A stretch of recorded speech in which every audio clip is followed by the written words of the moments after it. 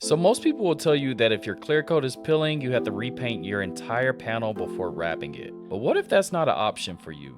In this video, I'm going to show you exactly how I wrap this Dodge Charger with filling paint, the prep work that I did, and what mistakes to avoid. If you've got peeling paint and you're wondering if vinyl wrap can save it, this video is for you. Let's get into it. Now, before we can even think about laying vinyl, we need to deal with these chipped clear coat areas. For that, I'm using Makita DA sander to feather out all the felling edges and create a smooth transition between the damaged and the solid paint. The goal isn't to sand the whole hood down to bare metal, it's simply to eliminate any hard edges that could show through the wrap later. Taking your time on this step will make a huge difference in the final result.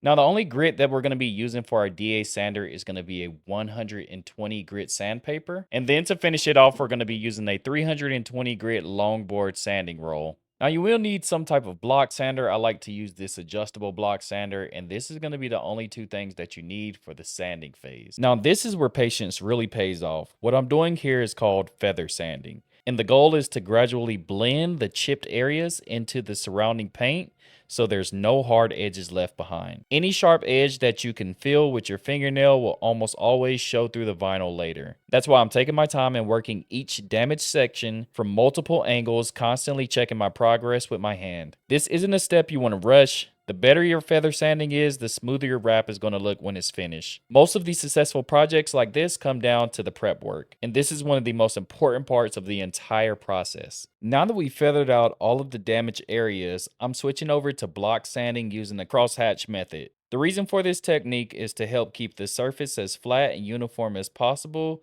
instead of creating a low spot by sanding in just one direction. What I'm doing is sanding diagonally one way and then crossing back over the same area in the opposite angle. That crisscross pattern helps reveal any high and low spots in the panel while ensuring everything is getting sanded evenly. This step takes a little extra time, but it's worth it. The smoother and flatter we can get the surface now, the less chance we'll have of seeing imperfections later. I know you're probably wondering what makes me a subject matter expert when it comes to bodywork. Now, while most people know me as the vinyl guy, my background goes much deeper than just wrapping. I attended Universal Technical Institute and completed my training through the iCard Collision Repair program, where I earned a platinum certification. Over the years, I continued to invest heavily in learning the proper collision repair, refinishing, and surface preparation techniques, because I believe understanding what's underneath the vinyl is just as important as the vinyl itself. So if you're looking to learn how to install vinyl from someone who holds itself at a higher standard and understands the entire repair process, then go ahead and give me a subscribe and follow along. Now, the next thing we're going to need to do is to thoroughly clean the substrate. I'm spraying the entire repair area down with 70%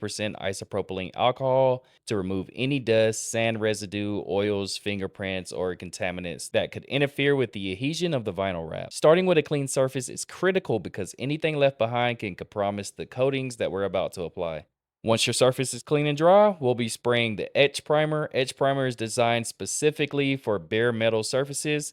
It contains chemicals that bite into the metal and create a strong bond while helping protect the metal from oxidation and rust formation. In addition to promoting adhesion, it acts as a primer layer that prepares the surface for the next stage of refinishing. Now, after the etch primer has had time to flash off, we're going to be spraying right over top of that with some black paint. Now, that top coat serves as a protective barrier that's going to be sealing in the chemicals contained within the etch primer and protecting the bare metal underneath from moisture and any type of environmental exposure. It's also going to give that uniform finish that will be ready for the next steps in the process. Now, that finished product is going to look something like this, and don't worry about the mismatched colors.